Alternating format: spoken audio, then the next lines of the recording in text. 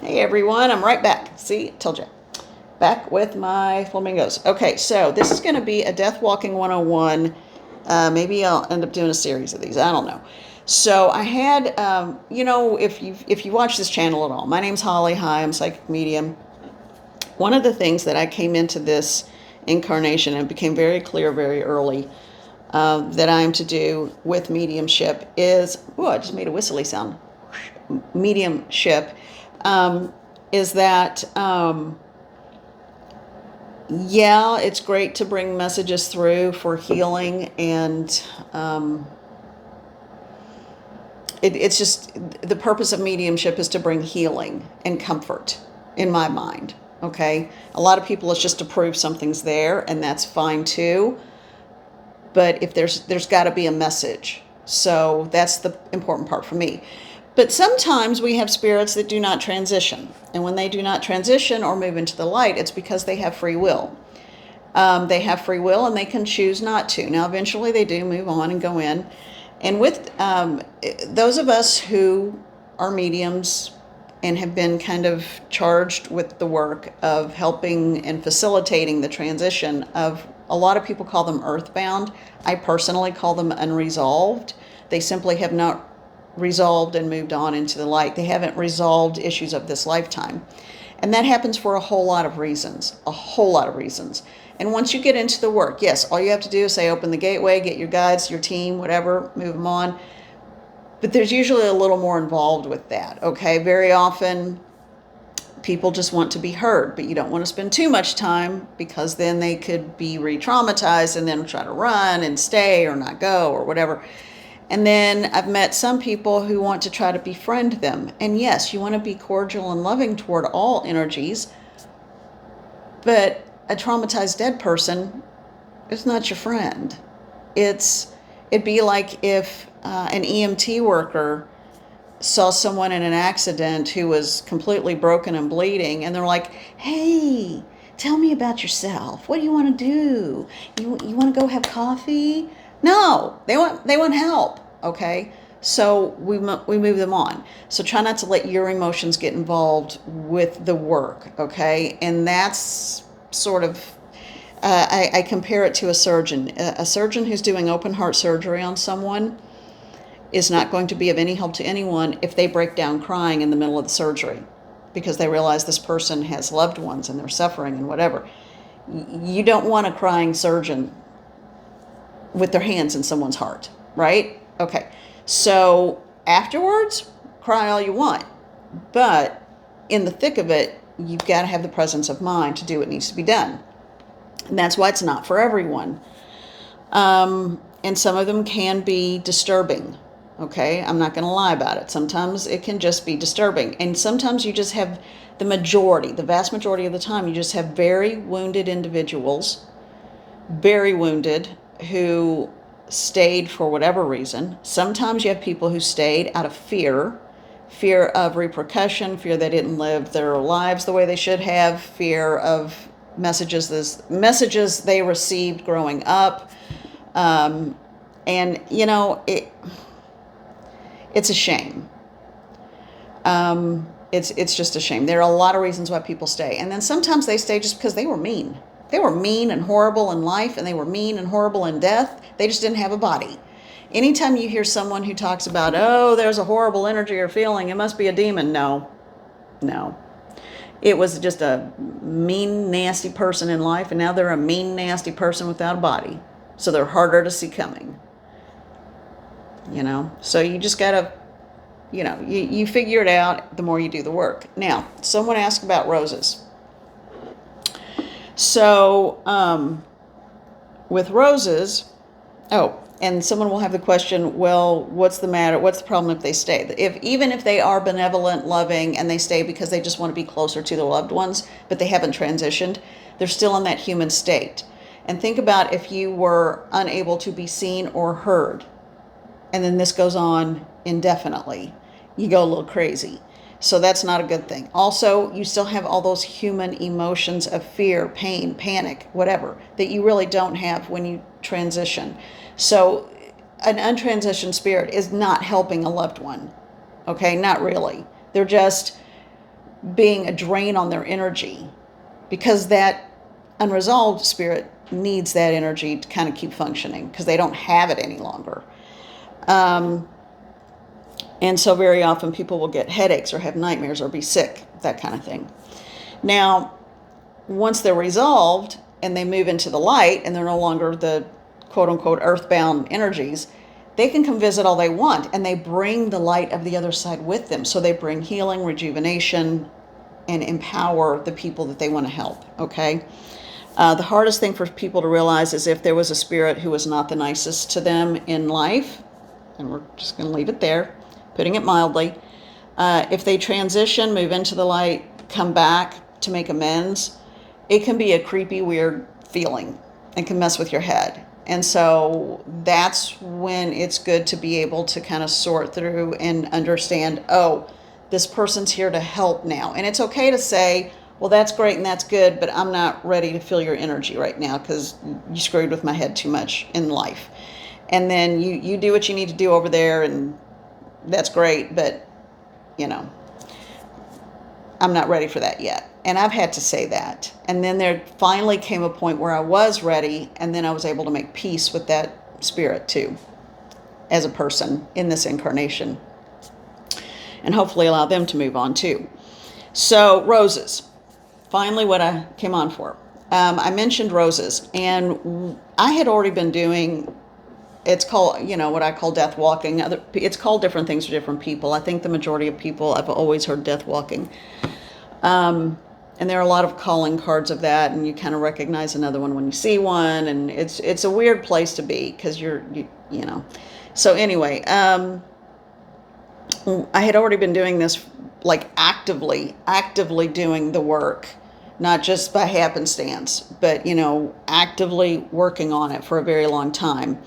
And I had this one situation where I was in a deep meditative state because I work remotely and I can, see things in my head. That's why I close my eyes a lot, because I'm going in, because I need all extraneous noise, sound, light, things to distract me stopped. I need to stop that. So I close my eyes, I go within, and I either do journey work or meditation work and work remotely to clear location, spaces, whatever.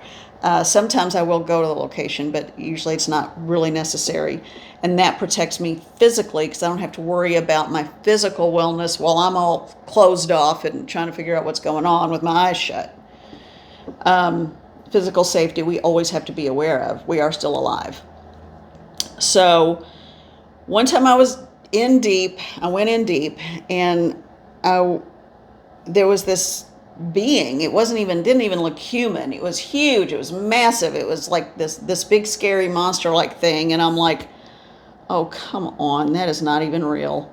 And I knew it wasn't. And I just said, just stop. That's not who you really are.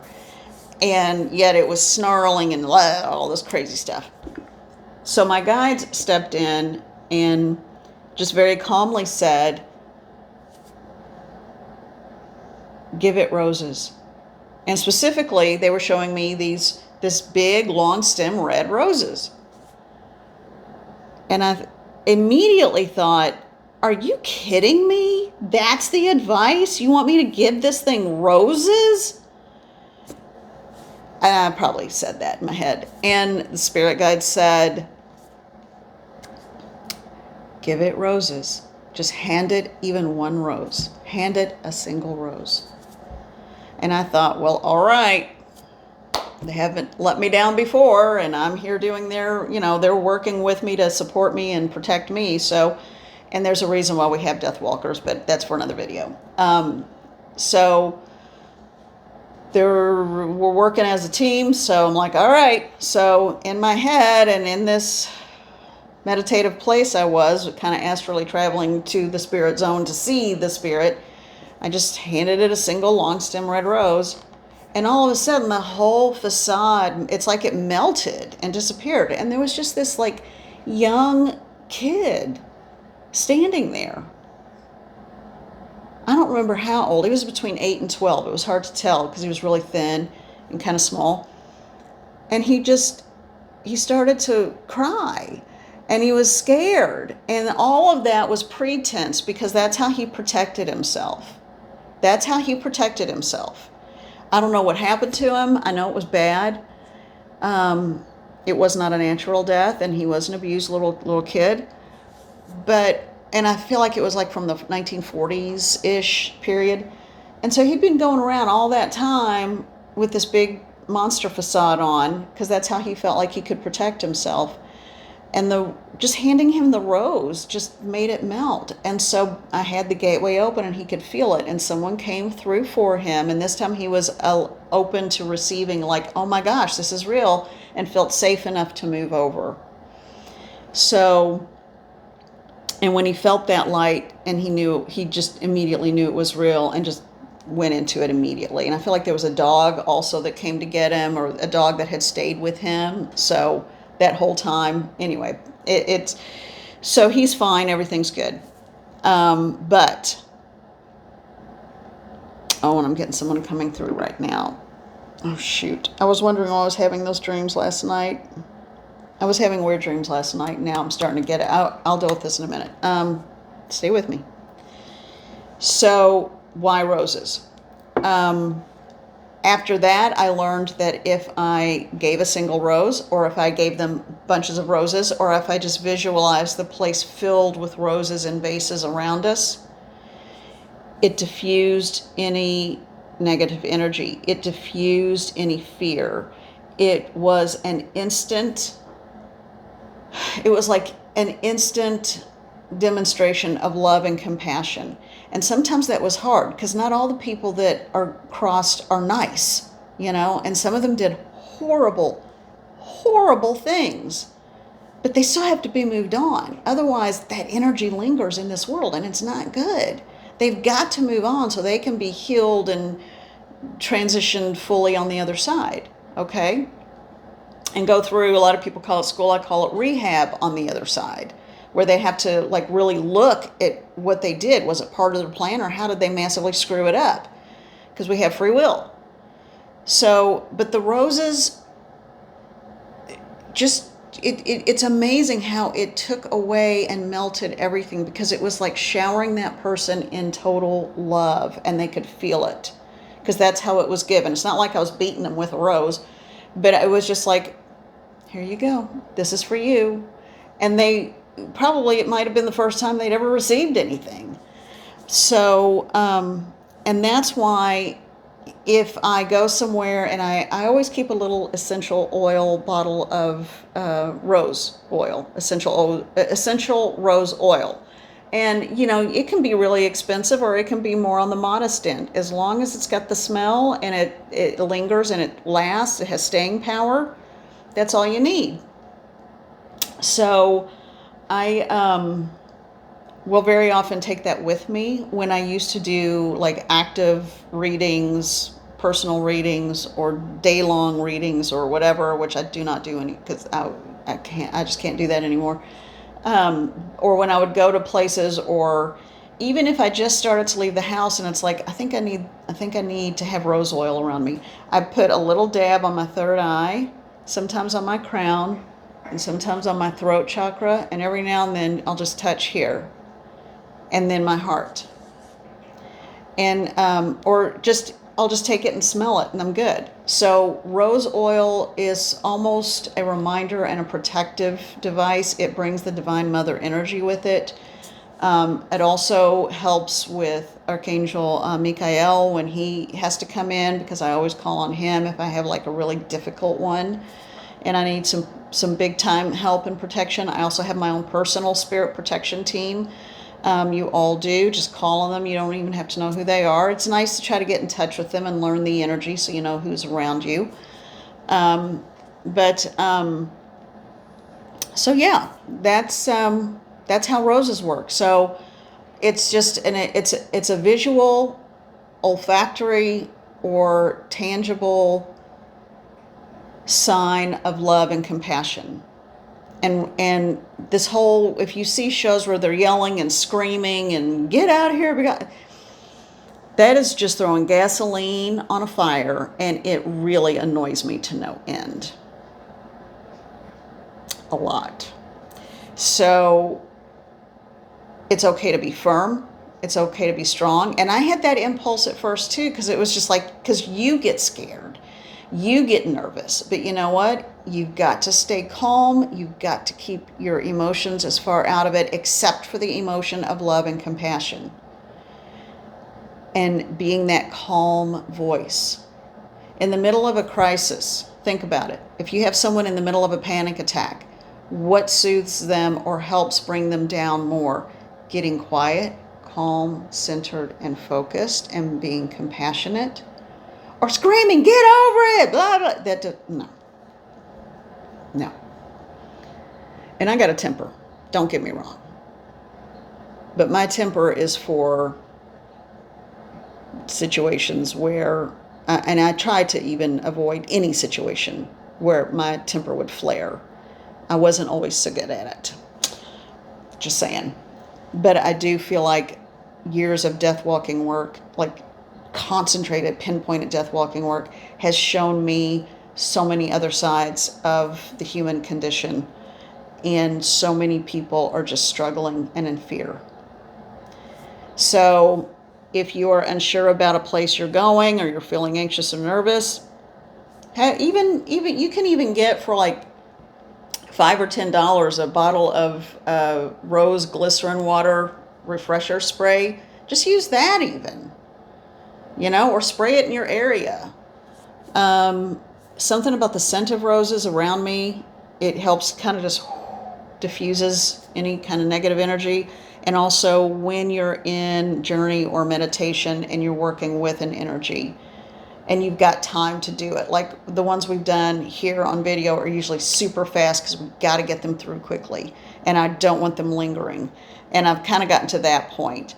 I save that and the roses for the really difficult cases where they're confused or questioning or angry or whatever's going on, or I just need help. And there are some that are really, truly, they were not nice people in life. So that's when I'm like, I need the team to come out and just get them and take them. We're finished. So that's the deal with that. And in the last minute, well, we've got another couple of minutes. I'll go ahead. I've mentioned this before, but the reason why I feel like we have people who do this work in this, fill this niche with mediumship is, why do we need death walkers? We have angelic beings, guides, guardians, loved ones who will come through the light, and blah, blah, blah. All right. Sometimes when people are so wounded, they don't trust anything that looks too good to be true. Or they're like, yeah, but I can still do more here. And you're just a being of light. So what do you know? You don't have a loved one that's still here. You didn't leave a baby behind, or you didn't leave a spouse behind, So I am very human with all my frailties and foibles and temper and all the good, bad, and ugly and in between. That wounded spirit recognizes another person with a whole lot of baggage and a whole lot of history behind me. And most death walkers and most mediums have not always had easy roads, okay? So the comparison I always make is sort of basically that spirit trusts us, and it's like, I recognize you, we speak the same language, so what's really going on here? And then they'll listen and trust what you say. And that's why it is so important that you know what you're doing and you are being as forthright as you can, okay? Because the goal is to get them into that light. It'd be like if you were in another country, you did not speak the language, English was not a common language, or whatever language you speak that is your first language. Let's say you were someone else where no one else knew your language. And it was dusk, you were out in the middle of nowhere, you didn't know how to get back to where you were staying, you had no idea how to get directions, you had no idea where you were going, and it was getting dark, and you were alone. And you didn't speak the language. It would be a little intimidating and a whole lot scary.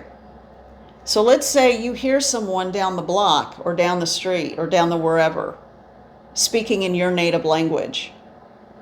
And it's like, oh my gosh, you recognize it.